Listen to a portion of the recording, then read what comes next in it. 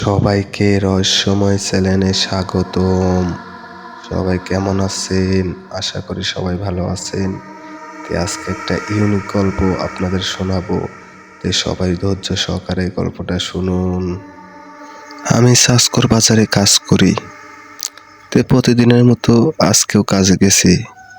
কাজে যায় কাজ করেছি সারাদিন। কাজ করার পরে রাত 10টা বাজে উস্তাদকে বললাম, উস্তাদ আমাকে ছুটি দেন। উস্তাদ বলল, আজকে একটু বেশি কাজ করতে হবে, তুই 12টার দিকে বাইর যাবি। এই কথা বললাম যে উস্তাদ, আমি তো লাইট মাইট কিছু আনি নাই, আমি বাসায় যাবো না কিভাবে, আমাকে একটু আগে ভাগে ছুটি দেন। বললো যে না, আরো 2 ঘন্টা তোর কাজ করতে হবে, তারপরে তোর ছুটি। আর কি করার, উস্তাদের কথা শুনতেই হবে। তো রাত 12টা পর্যন্ত কাজ করলাম। কাজ করার পরে আমার সাইকেল আছে, সাইকেল নিয়ে বাসায় আসি আমি। 12টা বেজে গেছে। উস্তাদকে বললাম, উস্তাদ তাহলে এখন ছুটি দেন আর আমাকে একটা লাইটের ব্যবস্থা করে দেন। তো উস্তাদ একটা টর্চ লাইট কিনে দিল আমাকে, নতুন টর্চ লাইট, আলো ফুল। বললো এটা নিয়ে বাসায় যা, কাল সকাল সকাল চলে আসিস। বললাম ওকে। এই বলে বাসার দিকে রওনা হলাম। বাসা প্রায় পেয়ে গেছি। আমাদের ওই রাস্তাটা খুবই ভয়ানক, খুবই ভয়ানক। আশেপাশে কোনো বাড়িঘর নেই, 2-1টা করে বাড়িঘর আছে, আর 2 পাশে বনের বেড়া। বনের বেড়া বলতে বন, 2 পাশে বন। খুব ভয়ানক রাস্তা, কাঁচা রাস্তা। প্রায় বাড়ি পাওয়া ভাব। আর মনে হয় 5-6 মিনিট লাগবে, তাহলে বাড়ি পেয়ে যাব। এর মাঝে এখানে আমাদের গ্রামে আবার এখন ভাঙা ব্রিজ আছে। ব্রিজ পর আগে একটা শিমল গাছ আছে। শিমল গাছ চেনেন নাকি আমি জানি না।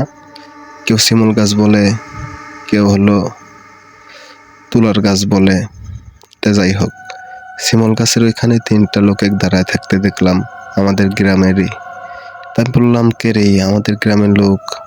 রাত বেজে গেছে 12:30 পার, এখানে দাঁড়ায় আছে।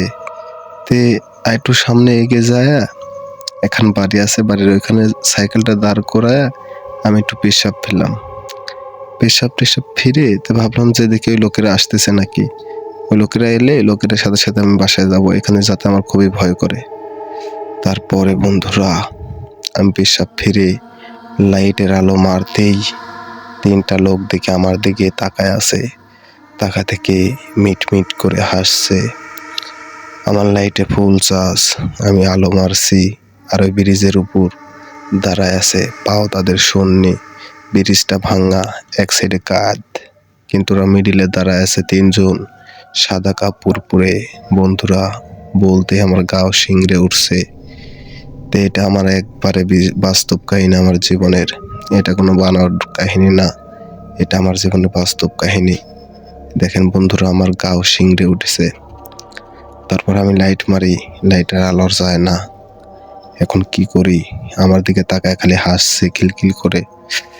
পরে পাশেই একজন থাকে, তোকে আমি ডাক দিলাম, বরব্বা হয়।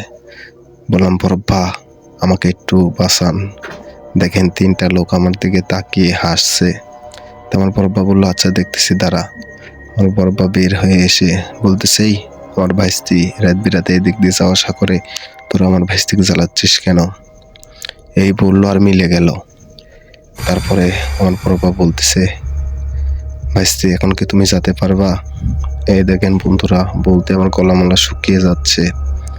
তারপরে বললাম, না বরব্বা আমি যাইতে পারবো না, আমাকে একটু আগায় দিয়ে আসেন। তারপরে আমার বরব্বা আমাদের মূল পর্যন্ত আগায় দিল আমাকে। আগায় দেওয়ার পরে আমি বাসায় চলে এলাম।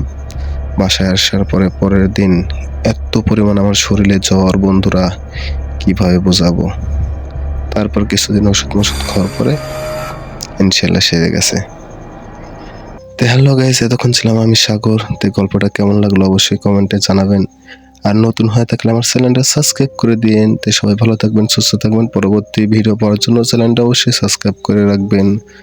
ধন্যবাদ।